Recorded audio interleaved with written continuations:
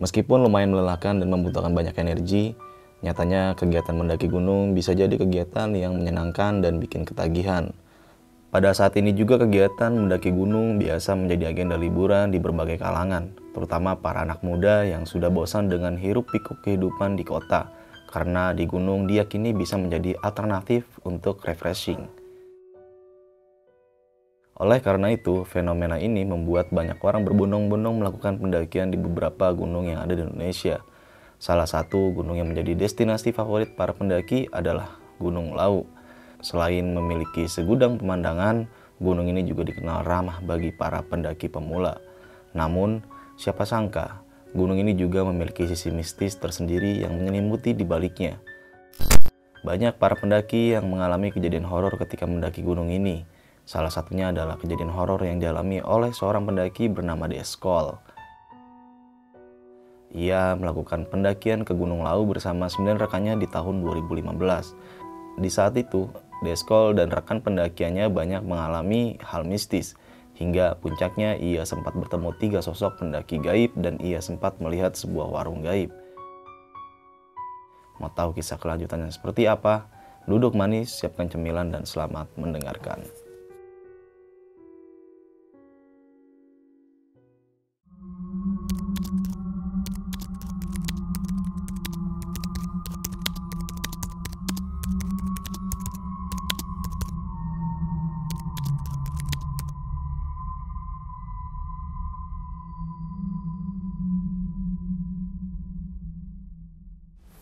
Halo, Bang. Yuk. Bang siapa nih? Bang, biasa sih dipanggil Desko, Bang. Bang Desko. Nah, Bang Desko ini dari Tangerang ya, Bang ya? Ya. Dari Tangerang, jauh-jauh datang ke besok pagi mau menceritakan pengalaman pendakian horornya waktu di gunung mana nih, Bang? Di Gunung Lawu. Gunung Lawu. Gunung Lawu. Kalau boleh tahu di tahun berapa sih, Bang? Itu seingat saya bulan April tahun 2015. Wih.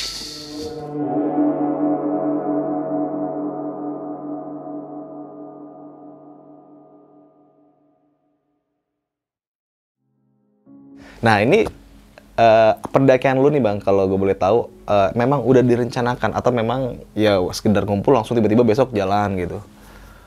Sebelumnya sih segala sesuatu pasti direncanakan kan, baik buruknya. Tapi anak-anak nih penasaran.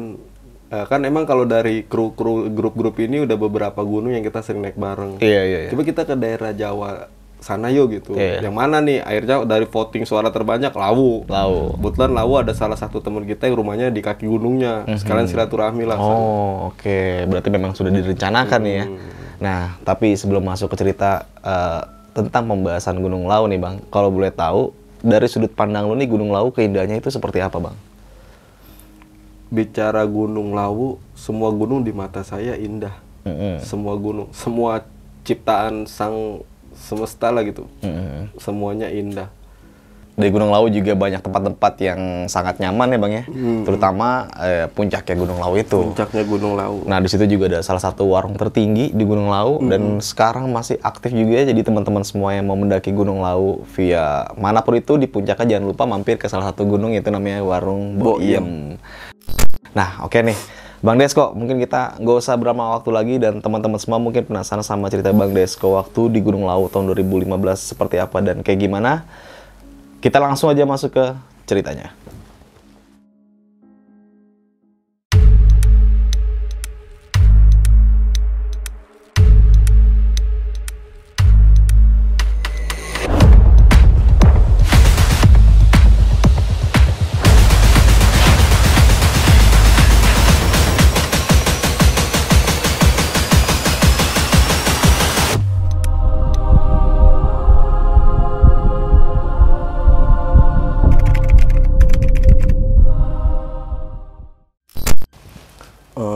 Jadi gue ini pernah punya pengalaman atau cerita entah masuk mistis atau bukan lah ini ya, Bang ya. Karena di sini saya cuma cerita aja.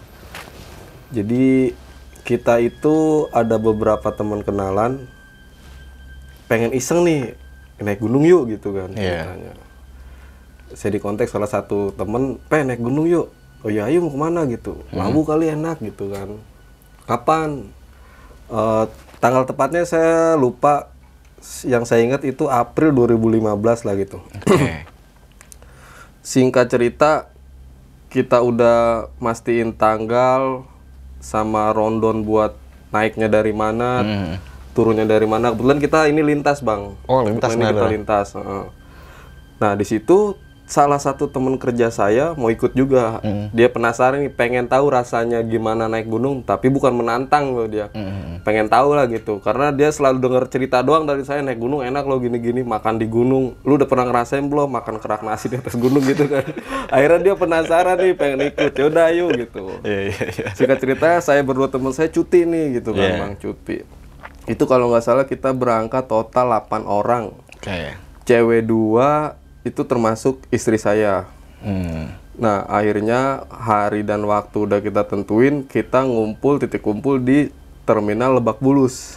Terminal Lebak Bulus, itu kalau nggak salah kita naik bis itu jam 8 dengan tujuan alun-alun Sragen. Karena kita rutenya nggak mau langsung naik nih, main dulu ke salah satu rumah temen, stay dulu di sana lah, sembari silaturahmi. Kita berangkat setelah saya pulang kerja, kita naik salah satu kendaraan umum ke stasiun Terminal Lebak Bulus, ngumpullah kita di sana gitu kan. Singkat cerita, dalam perjalanan yang tadinya bis di Lebak Bulus itu penumpangnya banyak, sampai kita turun terakhir di alun-alun Sragen. Alhamdulillah kita nyampe alun-alun Sragen dengan selamat. Kemudian di situ kita makan-makan dulu, istirahat dulu, sambil biasa dokumentasi kan, anak zaman dulu, bukan zaman now, zaman all. Dokumentasi sambil nunggu jemputan dari salah satu saudara teman kita yang mau kita samperin rumahnya ini. Semua udah beres, makan, kita persiapan lagi. Kebetulan yang jemput ini dia datang. Kita naik, sampailah di salah satu rumah temen. Nah, rumah temennya ini ya yang mau naik bareng kita ini, ikut dari Jakarta juga. Oke. Kampung dia di Sragen gitu kan, di kaki gunungnya. Kita sampai di sana, bermalam di sana. Wah, itu di rumah dia alhamdulillah tuh view-nya bagus banget, Bang. Jadi depan rumah dia tuh ada halamannya. Itu sih biasanya kalau orang-orang di sana atau orang di kampung buat jemur-jemur kayak hasil-hasil inilah. Iya, padi panen gitu ya. Ya, di situ yang tadinya sama tuan rumah kita pihak cowok dan semuanya disuruh tidur di dalam. Akhirnya pihak cowok memutuskan buat tidur di pelataran aja gitu. Sambil gelar tikar, pakai sarung, dengan sebatang rokok yang tanpa merek.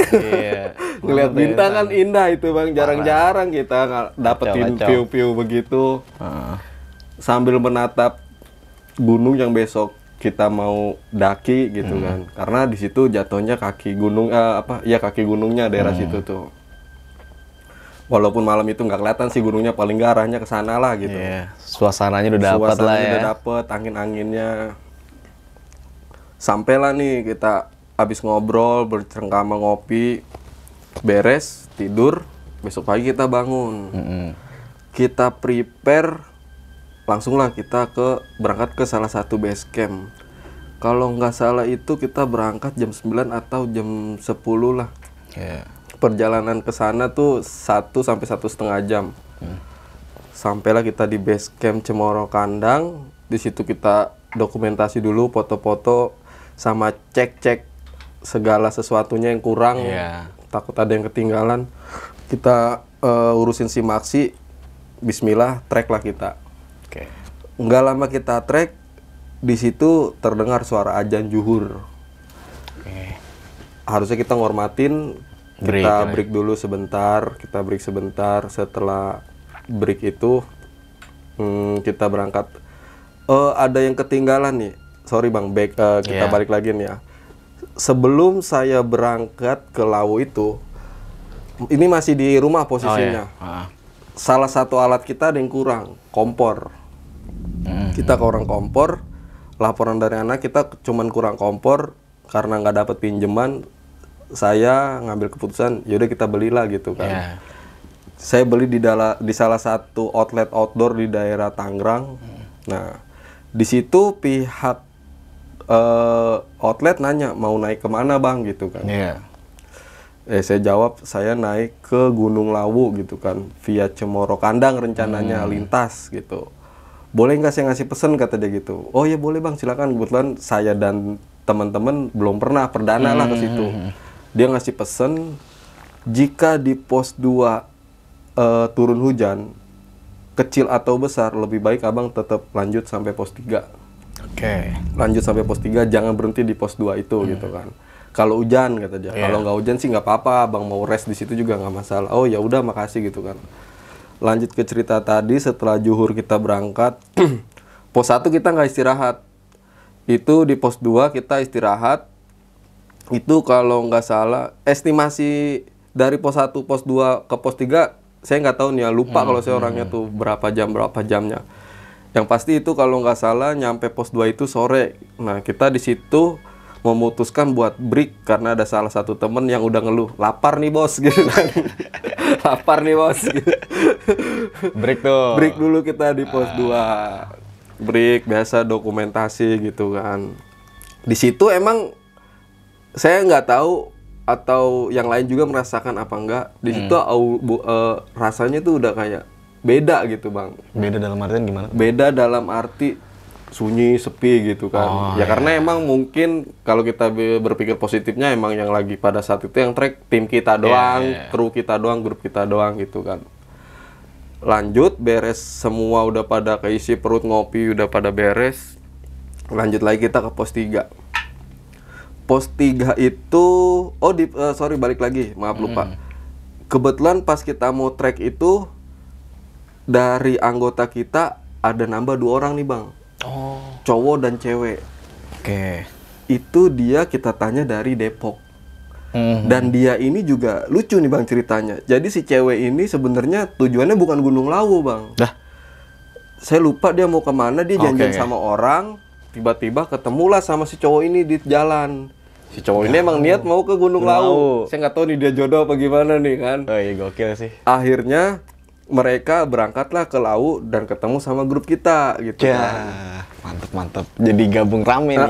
Itu kita ketemunya di trek antara base camp pos 1 mau ke pos 2 lah. Jadi di pos 2 itu kita udah berangkat, udah jalur, udah bareng gitu kan. Nambah personil lah. Pas nyampe pos 3, kebetulan kan itu maghrib. Kita semua ini nggak tahu trek ke depannya nih kayak gimana gitu kan. Anak-anak sempat nanya gimana Pak, mau lanjut apa enggak. Lebih banyak suara udah ngecamp di sini aja gitu, ngecamp di shelternya gitu kan. Ya udah kita putusin buat ngecamp di shelter. Kita bukalah tenda. Yang tadi rencananya kita bawa tenda 2 nih. Bodohnya teman saya ini tendanya ketinggalan bang. Jadi dia ngomong tuh udah di pos 3 pas mau buka. Iya, waduh kacau ya. Astagfirullah, woi tenda ketinggalan 1 kata dia gitu kan. Untungnya kita ada anak Depok nih. Yang 2 orang tadi. Dan 2 orang tadi. Dan saya juga nggak tahu si orang Depok ini tenda dari dia pribadi atau pinjem. Karena ceritanya gini bang, setelah tenda yang saya pasang buat anak-anak udah beres di dalam shelter nih ya, kita hampir setengah jam atau 1 jam lah itu masang tenda yang punya anak Depok ini nih. Kita nggak ada yang tahu nih frame-nya nih modelnya gimana gitu kan. Dia kapasitas 2 atau 3 orang lah gitu. Kalau nggak salah modelnya kayak Naturhack, jadi cabang 2 cabang gini. Caglak ya. Nah, saya pengen nanya sama dia, bro ini lu minjem apa punya lu sendiri? Kan kalau emang punya dia sendiri, masa dia nggak bisa sih? Nggak tahu gitu, nggak pernah make gitu kan. Cuman nggak enak kan. Baru beli kali ya. Udah gitu, teman kita juga pada nggak tahu ya karena emang bukan tenda kita kan. Tapi alhamdulillahnya udah kepasang semua. Akhirnya tuh kurang lebih berarti 9 atau 10 orang tuh di 2 tenda itu numpluk jadi 1. Wah kacau, mepet-mepet banget ya. Tapi anget bang. Iya emang sih. Cuman yang saya geser istri saya ini nih, udah kamu deket saya aja, jangan jauh-jauh gitu. Di situ sebenarnya malam itu entah pirasat atau apa ya. Kan dia kan si shelter ini kan bahan baku pinggir kiri kanannya kan seng ya. Itu malam ada yang nimpa bang, ceder gitu. Saya nggak tahu anak-anak dengar atau enggak, itu saya nggak tahu. Cuman posisinya itu kita semua udah setengah sadar antara tidur sama enggak gitu kan. Singkat cerita, tibalah pagi kan kita ngecamp di pos 3 itu tuh.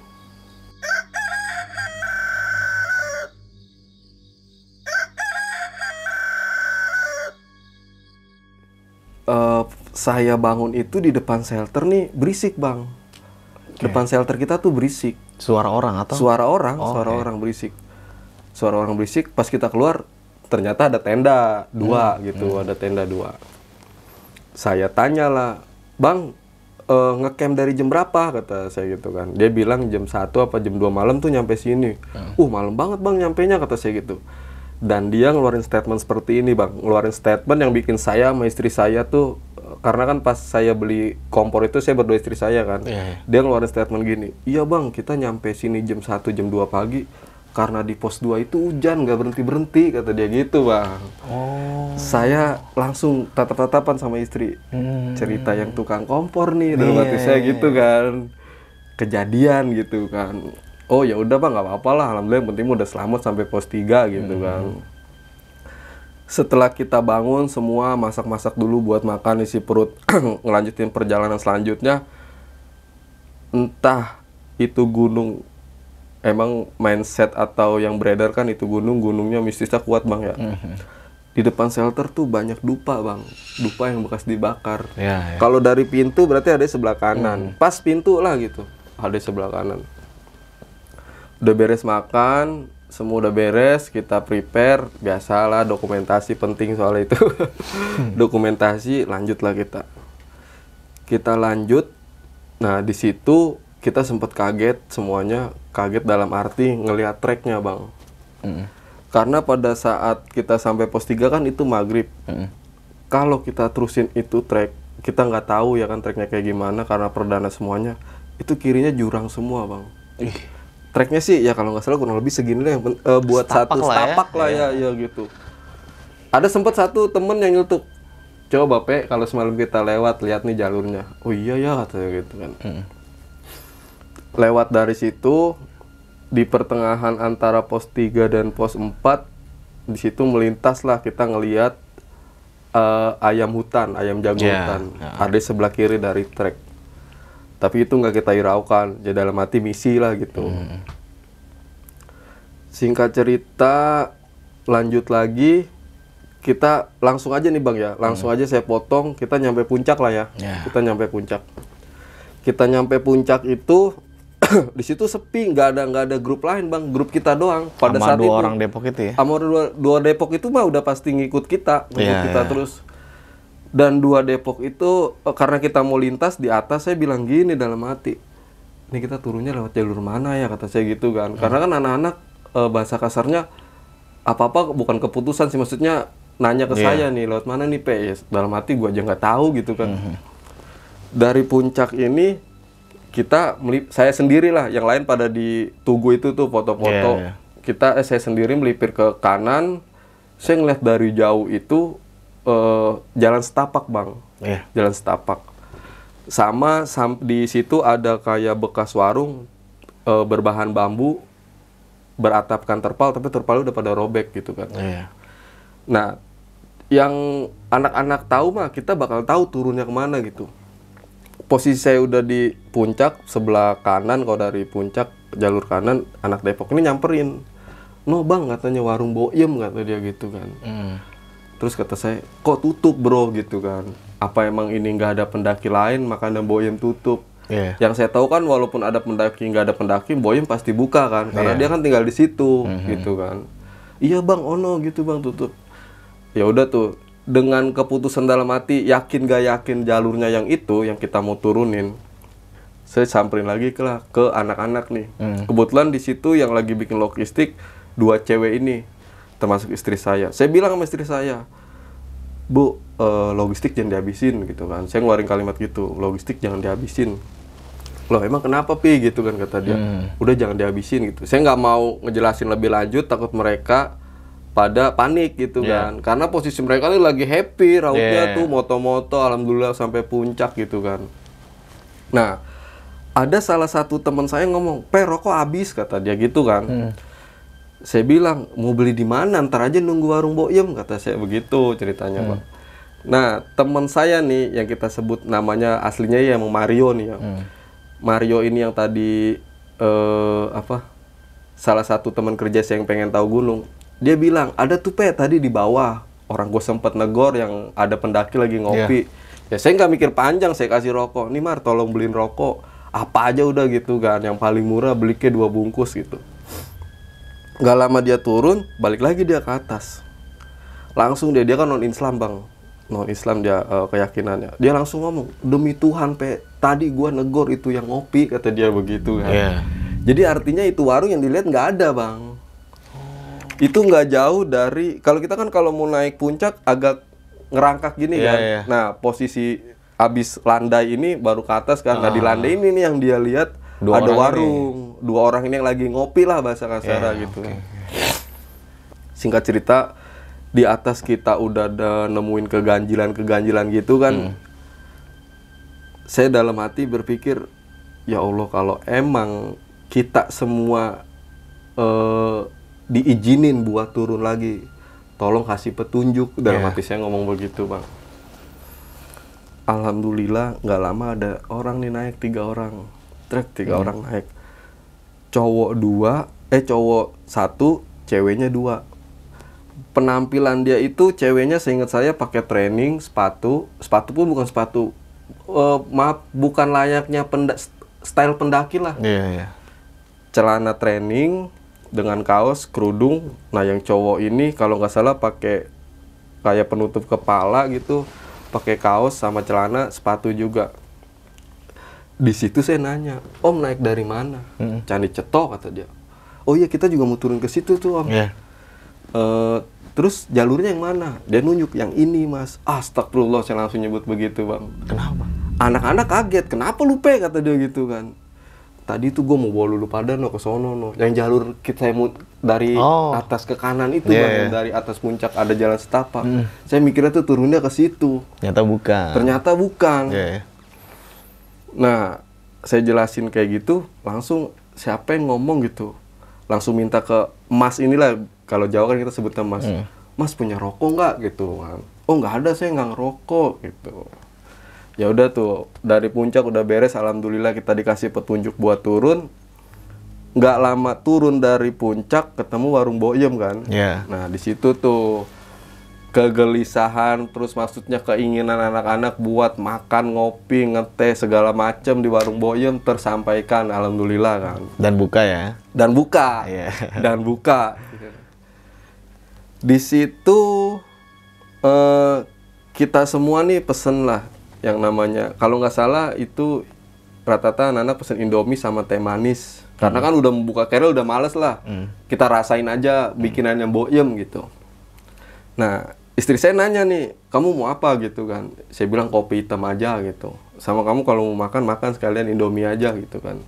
Ya udah istri saya masuk. Nggak lama istri saya masuk, keluar lagi kan. Kita kan duduk-duduknya di balai tuh ada balai-balai gitu kan. Nah, di kru saya ini nih ada 3 orang yang mau buang air besar ceritanya bang. Di warung Boyem ini ya? Termasuk saya. Mereka izin, gue mau ini nih. Kata saya, ya udah lu aja dulu, gue masih bisa nahan, kata saya gitu kan. Nah kita kan ngambil airnya tuh di dalam. Kebetulan kan itu toilet Boyem itu kan di luar kan, di depannya tuh ya. Mereka masuk ganti-gantian gitu kan. Yang satu ngambil air, terus ke toilet, udah beres nih 2. Dan giliran saya masuk, itu airnya kebetulan habis bang. Ngambil dulu dong. Justru mending kalau ngambil dulu. Saya diomelin sama Boyem. Karena airnya dihabisin. Nah, kalau saya kan ngerti bahasa Jawa ya. Kalau beliau kan pasti bahasanya Jawa kan ya. Dia ngomong gini, wis le ora usah ono banyu, ora usah ngising, kata dia gitu kan. Bahasa kasarnya, lu kalau nggak air udah nggak usah pada berak gitu. Iya, ngerti. Karena ngerepotin Boyem juga ya kan. Dalam hati saya, lu enak berdua udah bebas gitu kan. Gua nih masih nahan, udah pakai batu aja kata anak gitu kan. Udah tuh akhirnya kita ngopi lagi, ngerokok lagi. Nah saya nanya nih sama istri, Bu kamu pesan apa lama amat dibikininnya? Anak-anak mas udah pada kebagian semua bang, pesanan mereka udah datang semua. Udah aku tadi udah mesen sama kongkong, kata dia di dalam. Sama kongkong. Ya coba aku tanya sama Boyem gitu kan. Saya nanya lah ke dalam. Pakai bahasa Jawa, kulon Boyem. Ya kenapa gitu. Tadi istri saya udah pesen gini sama si Mbah, saya ngomong gitu. katanya cowok gitu kan, kok belum datang gitu, belum sampai. Ya dia bilang, Mbah sopo neng kene ora ono, aku dewe neng kene, kata dia begitu bang. Artinya mbah siapa di sini? Nggak ada, saya sendiri di sini gitu. Saya ngomong sama istri, kamu sama siapa tadi gitu kan? Oh kakek tadi gini. Ya berarti bukan orang dalam hati saya gitu. Skip kan. Iya udah diam dulu tuh di situ. Ya udah, berhubung nungguin lama, join aja mau punya anak-anak kan, bagi kopi bagi teh gitu. Beres makan di Boyem, nominal berapa saya lupa, nggak tahu tuh. Lanjutlah kita, dari situ kan banyak apa ya namanya, bukan petilasan juga sih, tempat-tempat yang kayak sakral lah ya bang ya, buang-buang koin gitu. Kita ngelewatin tuh bang di situ tuh, kita ngelewatin di situ. Ya kalau kita yang bisa merasakan di jalur tersebut, auranya udah pasti beda bang. Gini deh, kalau nggak tahu sesuatu hal mistis di lokasi yang kita mau datengin, pasti kita biasa-biasa aja gitu kan. Beda cerita sama orang yang peka lah ya, udah tahu gitu nih kita mau ngapain di sini nih gitu. Karena kan sebelum berangkat searching dulu gimana nih Gunung Lawu gini-gini, kita harus kenapa ngapain gitu, apa aja yang harus disediain gitu kan.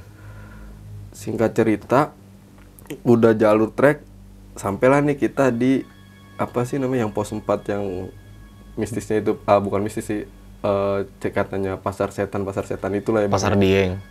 Iya yang katanya kalau malam pendaki lain suka nemuin pasar. Oh iya pasar Dieng. Ya di situ kan. Di situ anak-anak sempet peres lagi, lapar biasa gitu kan. Itu jam berapa bang kira-kira? Itu siang itu. Oke. Setelah zuhur deh kalau nggak salah deh, setelah zuhur. Di situ kita biasa buka logistik, kopi, tapi nggak semuanya kita buka sih, maksudnya cuman cemilan-cemilan lah gitu buat ngisi perut. Ketika kita lagi ngumpul, saya nanya anak-anak, Mario kemana? Kata saya gitu kan, yang teman kantor lu ya? Iya, teman kerja saya tadi ini, Mario kemana gitu kan? Nggak tahu gitu kan. Wah, kadang nanti saya bocah kemana ini? Mana gua lagi yang tanggung jawab ya kan? Gak lama dia muncul bang dari sana nih. Lu dari mana nyok? Kalau saya kan manggil dia penyok. Lu dari mana nyok? Tadi gua habis dari situ ziarah, kata dia gitu kan. Siapa? Oh, nggak tahu kata dia gitu kan. Pokoknya gua ziarah aja, ada sesuatu di situlah kata dia gitu. Emang dia orangnya gitu bang. Kalau kamu kemana-mana pasti searching Google dulu nih. Tempat-tempat apa gitu ya. Ntar gue mau doain deh ini, nah mungkin emang udah ada nazar dari rumah dia mau begitu kan. Ya selagi positif nggak masalah lah ya. Kita beres nyemil-nyemil, lanjut lagi. Di trek itu udah mau ketemu maghrib lagi ceritanya. Nah di pas mau turun itu kita misah nih bang ceritanya. Saya tim bukan tim sih, maksudnya saya berempat duluan. Saya, istri sama 2 orang lagi nih. Sisanya di belakang. Teman saya nanya nih, Pe itu si Sari mukanya pucat kata dia gitu kan. Saya tanya kenapa bu? Nggak apa-apa gitu. Ya mungkin saya mikirnya lapar kali, karena kita kan tadi di atas di pos 4 itu nggak sempet makan besar, cuman ngemil-ngemil. Akhirnya maghrib itu kebentur azan, saya mutusin ya udah kita ngeres dulu, ada di jalur sebelum pos 3 sebelah kanan tuh jalur landai dikit lah gitu, bukan landai siapa namanya bang? Ya agak datar lah ya. Agak datar buat kita istirahat mah bisa. Ya udah berhenti aja dulu ngopi ngerokok lagi sembari nungguin anak-anak di belakang gitu kan. Ya udah di situ coba buat masak mie, susu, energen segala macem lah buat ngisi perut. Udah beres itu anak-anak di belakang belum pada datang nih bang. Saya lama juga berarti, ketinggalan jauh ya. Nah itu kita nggak tahu nih ketinggalannya di mana nih. Pokoknya nggak apa namanya, nggak ketemu lah gitu sampai kita beres makan itu tuh. Terus saya mutusin, ya udah ayolah lanjut aja gitu, nggak apa-apa. Sejalur ini gitu kan. Ntar kita tungguin aja di pos 3 dikit lagi, kata perkiraan saya gitu. Padahal saya mah nggak tahu kan pos 3 itu kan kalau yang anak gunung mah banyak bukisnya bang. Puncak masih jauh, dikit lagi. Udah tuh, beres semua kita beresin, lanjut lagi. Nah, di sini nih yang menurut saya emang bener-bener nyata gitu kan. Karena bukan saya doang yang lihat. 4 orang ini yang ngelihat. Jadi kita turun kan, trek, nyampe lah pos 3. pos 3 itu kan shelternya itu berbentuk beton ya, plesteran lah, nggak kayak di shelter 3 sebelumnya cuman seng-seng gitu. Mungkin nanti saya ada fotonya deh bang, Ya, boleh nanti boleh saya share. Tapi foto posisi ininya nggak ada, cuma foto shelternya doang. Kita turun di situ, posisinya nih teman saya, istri saya baru teman saya lagi nih kan. Karena udah nyampe pos 3 ya udahlah kita nyampe Deprok nih di tengah jalur tuh bang, ya kan. Nah di shelter itu emang ada 2 pendaki lagi nyender, lagi istirahat mungkin ya, lagi nyender di depan shelter. Nah ceritanya saya nanya, bang maaf berapa orang gitu kan, saya nanya. Dia ngejawab 2 orang gitu kan. Kirain saya doang yang ngelihat di dalam ada 3 pendaki bang. Ternyata teman saya yang belakang saya ini yang nyeletuk gitu. Tadi ada 3 orang di dalam kata dia gitu. Saya tanya, lu ngelihat Ji? Ngelihat om, tadi ada 3 orang di dalam kata dia gitu. Dari situ yang nyender ini nih bang langsung takut, pindah dia. Ikut bareng kita duduk di jalur. Iyalah kacau. Ikut bareng kita duduk di jalur. Di situ saya dalam hati udah nggak beres nih. Yaudah jangan di sini yuk, nungguin anak-anak di bawah lagi dikit gitu kata saya gitu kan. Ya udah ayo jalan. Kita berdiri jalan, nambah tuh 2 personil yang tadi tuh. Dia nggak bakal mau dia nunggu jadi di situ. jadi gabung nih. Ada temennya kan. Dia takut mau gabung sama kita juga takut mau gabung sama dia. Artinya saling membutuhkan bang. Saling mencurigakan bang. Dalam hati saya juga mikir, nih 2 orang ini dia bukan gitu kan. Dia bukan nih kan. Yaudah tuh akhirnya kita lanjut bablas. Nggak lama jalan atau ngelewatin pos 3 tersebut, sering bau melati dari sebelah kiri. Bau melati dari sebelah kiri. Terus ada suara gamelan sama dangdut.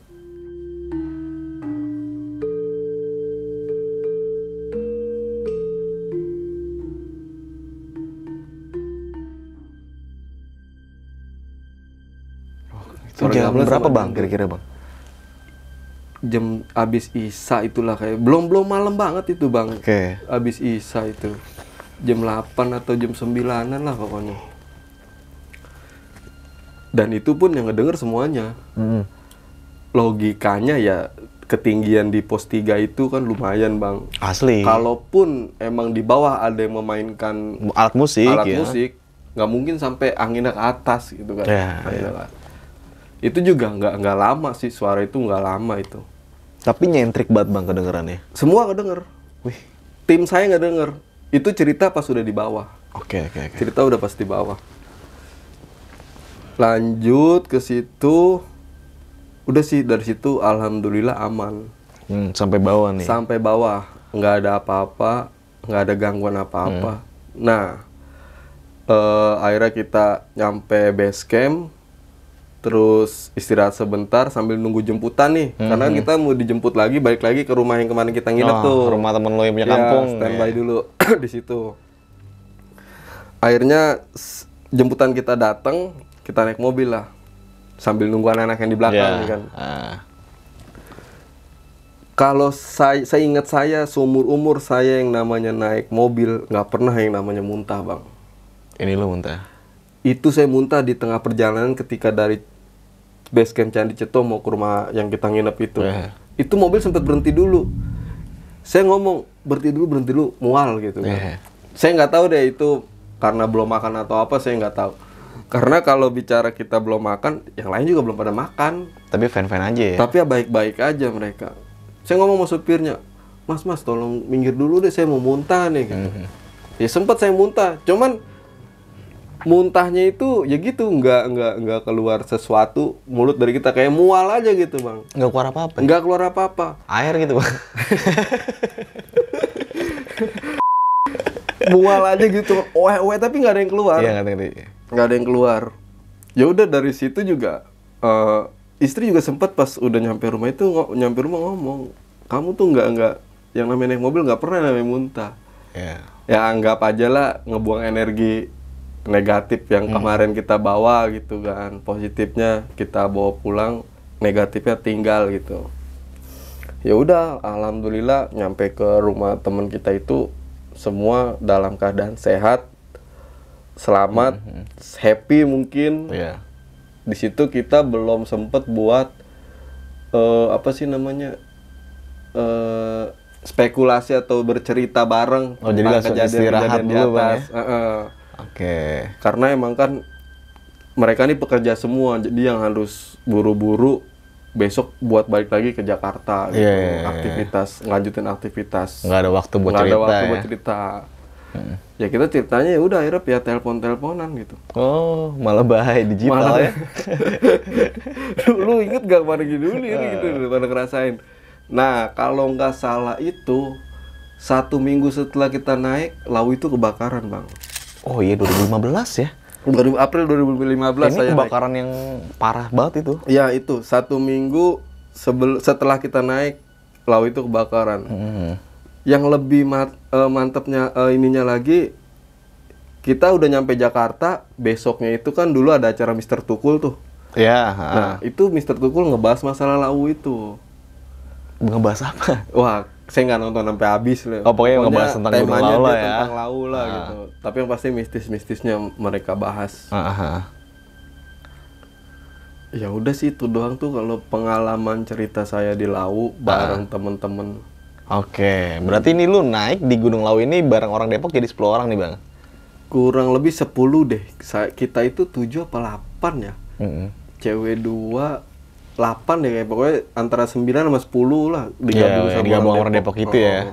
Nah, itu kan orang Depok naik terus tuh malu tuh sampai lintas tuh ya. Nah, ada percakapan apa tuh dia, Bang? Ini kan orang dua ketemu ini kan unik nih ya. Unik kan? itu unik dia. banget ya. Dan gue sekarang nggak tahu nih kabarnya dia nih. Oh, berarti karena nggak ada lost kontaknya, contact, Bang. Nggak ada kontaknya gitu. Oh, iya, belum Nggak ada terlalu kontak. WhatsApp banget dulu ya tahun segitu ya. Itu zamannya apa ya, handphone paling terkenal? Ini Lupa deh. BB mungkin ya, BlackBerry atau Udah Android tapi belum terlalu booming banget lah. Sebelum lanjut ke cerita, untuk kalian yang ingin menjadi narasumber di besok pagi dan mempunyai cerita horor dalam pendakian, kalian bisa kirim cerita kalian ke Instagram official besokpagi.idv atau melalui email besokpagi.ch@gmail.com. Nah nih, sorry Bang, gue mau tanya tentang pendakian lo di Gunung Lawu ini tahun 2015 ya. Nah sebelum menaikkan lo sempat belanja kompor, ada salah satu perkataan dari si Amanat atau Amanat lah ya. Nah itu kan akhirnya terjadi di rombongan yang lain nih, Bang. Nah itu maksudnya itu dia terlalu lama di situ kah atau gimana, Bang? Kalau cerita detailnya sih saya nggak tahu ya. Cuman pada saat itu saya tanya ke beliau, nyampe jam berapa, Bang, di pos 3 gitu kan. Iya. Jam 1 atau jam 2 kata dia. Dan dia menambahkan kalimat, karena di pos 2 hujan besar, Bang, nggak berhenti-berhenti gitu. Jadi ya jalannya agak terhambat lah Agak terhambat. Mungkin dia rest atau stay dulu di pos sampai nunggu hujan reda kan. Terus lu timbul lah spekulasi lu nih. Wah, Karena dia bilang, kok di pos 3 nggak hujan ya semalam gitu. iya benar. Oke. Nah, ini kan lu kocak sih ini pendakian.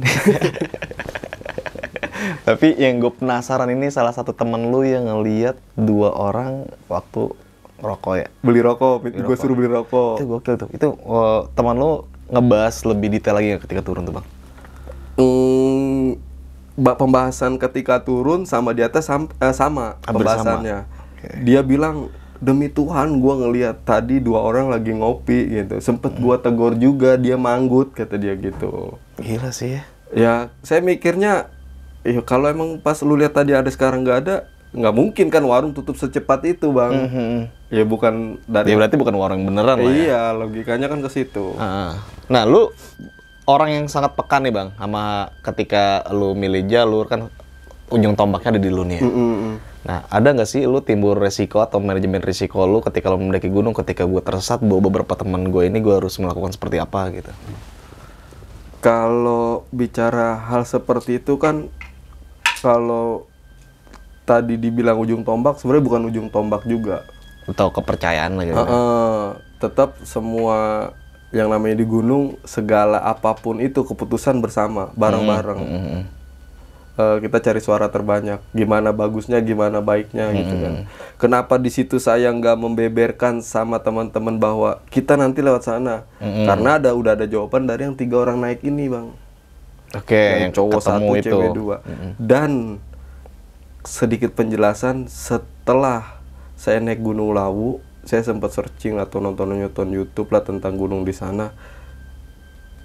Ada salah satu YouTube yang membahas di sana tuh ada hal gaib jahat dan baik.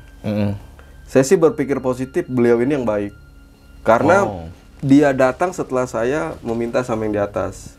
Ya Allah tolong kasih petunjuk gitu kan, tadi saya bilang kan. Gak lama beliau datang. Sekarang logikanya bang, kalau misalkan dia emang pendaki, seminim-minimnya pendaki mau summit nih ya, pasti bawa daypack bang. Itu dia nggak bawa apa-apa. Kaos, celana, sepatu, udah. Ya mungkin kita juga nggak ngeliat dia ngeluarin handphone kayaknya. Sempat lu tanya ngecamp di mana gitu bang? Enggak. Karena di otak gua yang gua tanya, ke Candi Seto turunnya jalur lewat mana? Oke. Hal yang paling penting pada saat itu. Dan sampai bawah pun gua nggak ketemu lagi sama orang tersebut. Terakhir di Mboyem itu. Iya. Nah ini gue terusin lagi bang, ketika misalkan nih lu milih, ini kita berandai-andai ya, lu milih salah jalur yang pertama kali lu pilih, dan lu mengalami kejadian yang tidak lu inginkan lah ya, itu gimana bang rame-rame? Teman-teman lu pernah ada pembahasan seperti itu nggak sebelum naik gunung? Selama kita naik gunung, alhamdulillah pembahasan seperti itu sebenarnya nggak ada. Karena gini bang, kita sih emang bagus kalau segala sesuatu ada antisipasinya ya kan. Tapi kan yang namanya di gunung, kita nggak bakal tahu nih ke depannya kejadiannya kayak apa gitu kan. Yang tadi saya bilang, segala sesuatu di gunung, diomongin bareng-bareng, ambil keputusan bareng-bareng, baiknya gimana gitu kan. Baik buruknya pokoknya kita bareng-bareng nih. Iya, baik buruk. Emang kan motonya seperti itu kan yang saya tahu, para pendaki gitu. Nah ini yang lebih gokil lagi ketika lu di Mboyem, istri lu ngelihat satu kakek ini ya.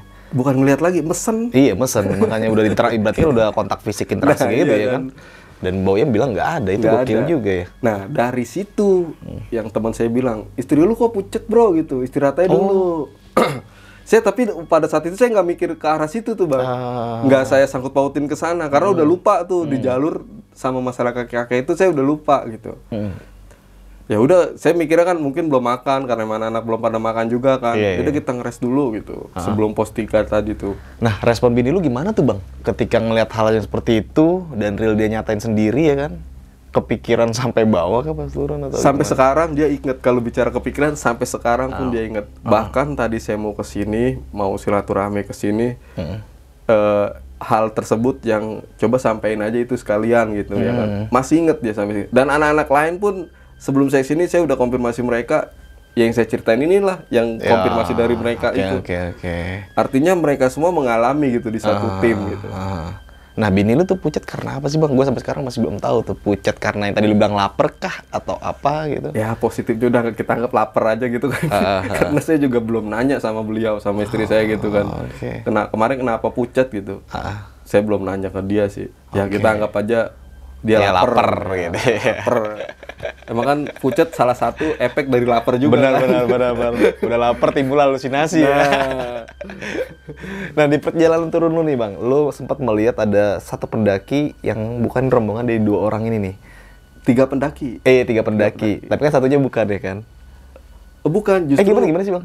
Maksudnya? Si 2 ini orang asli. Jadi di dalam shelter itu ada 3 pendaki yang duduk beriringan berjajar gini dengan style pendaki, celana pendek semua, pakai sepatu, keril masing-masing. Nah, ini shelter.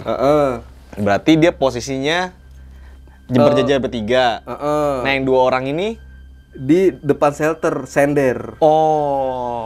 Jadi yang kita lihat berempat itu 3 orang sama di senderan itu ya. Artinya yang 2 ini beneran, yang 3 beneran juga tapi di alam mereka. Benar. Nah, lu ngeliatnya gimana bang? Maksud gua itu perawakannya pendaki memang udah tua kah atau memang masih ya anak muda gitu? Kalau sekilas ya, karena itu kan ngeliatnya sekilas ya. Kalau dari penglihatan saya dan teman-teman mungkin beda, tapi intinya kita berempat ini semuanya ngelihat. Mereka itu posturnya lumayan tinggi. 3-tiganya itu posturnya lumayan tinggi. rata-rata semuanya pakai celana pendek, sepatu, keril masing-masing deh kalau nggak salah. Raut wajahnya bang, sempat lihat. Gelap karena di situ nggak ada lampu di shelter itu, gelap. Kalau sekilas hitam semua, hitamnya gini ya, hitamnya bukan dalam arti jubah hitam atau kaos karena hitam, memang gelap aja gitu. Jadi semua warna kelihatannya ya hitam gelap gitu. Nah 2 orang ini gimana responnya ketika Langsung keluar dia bang, dari senderan itu dia langsung melipir ke jalur. ini orang mana nih bang, 2 orang ini bang? Kita nggak sempet nanya. Oh jadi ikut-ikut aja nih. Ikut aja. Kalimat yang saya tanya cuman, bang berapa orang gitu doang. Dan dia jawab 2 orang. Biasa. Terus teman saya nih, saya kira saya doang yang lihat, dia malah nyeletuk. Lah itu yang tadi 3 di dalam siapa gitu kan.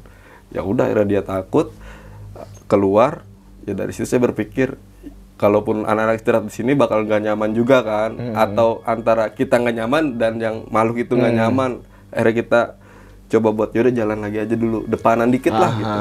Nah kan lu dipisah jadi 2 kelompok ya. Itu kan lu jalan pertama nih bang nih. Nah yang kelompok 2 ini itu di situasi kondisi yang tadi lu lihat 3 pendaki gaib lah, gue katakan seperti itu. Dia udah sampai tuh berarti sama lu, udah ketemu atau? Itu mereka udah ketemu. Oh udah gabung lagi nih berarti ya, makin rame dong ya. Mereka nyampe, yang ngelihat 4 lanjut, ya udah tuh akhirnya udah ngumpul semua itu tuh. Oh, udah ngumpul ya. Gue kira masih ketinggalan jauh. Nggak lama dari situ kan yang tadi suara gamelan Indah Baru itu ngedengar semua tuh. Gokil sih ini. Saya sebenarnya pengen ngobrol atau tanya-tanya sama anak Depok itu, cuman nggak ada kontaknya gitu. Lah setelah sampai turun nggak? Kita udah beda ini kan, beda jalur karena kan gitu beda. Amit-amit bang. Kita udah beda jalur. Tim saya nunggu jemputan, dia mungkin stay di situ dulu nunggu besok pagi kali baru balik. Lu langsung bablas nih. Langsung bablas. Nggak ada pembahasan ya. Ya mungkin kalau kita langsung balik Jakarta juga nggak bakal malam itu kita langsung, pasti nunggu besok pagi. Kalau malam itu kita nggak ada rencana buat balik lagi ke rumah teman itu kan, pasti kita balik ke Jakarta ya besok pagi. Standby di situ dulu. Sampai rumah teman lu udah tuh tepar semua. Udah tepar semua. Nah ini ketika lo muntah bang, ada hal yang aneh nggak yang lu rasakan ketika dari base camp sampai ke tempat?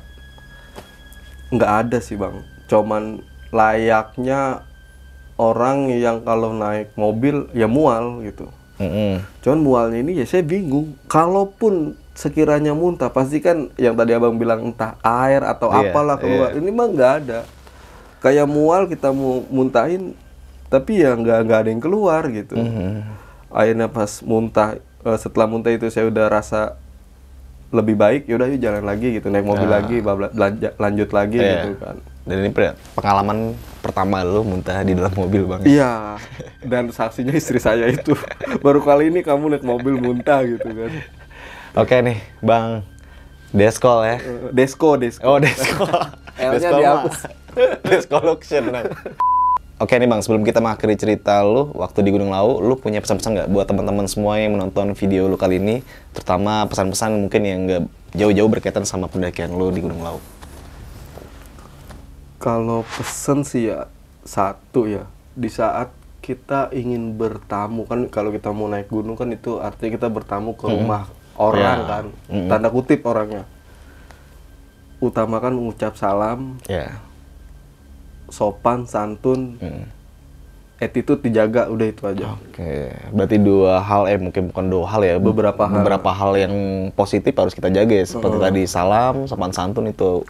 Karena di saat kita melakukan sesuatu, menurut kita baik, belum tentu menurut mereka tuan rumah bagus atau baik gitu kan. Ya pokoknya utamakan adab lah ya. Adab lah, itu lebih diutamakan. Oke nih, Bang Desko.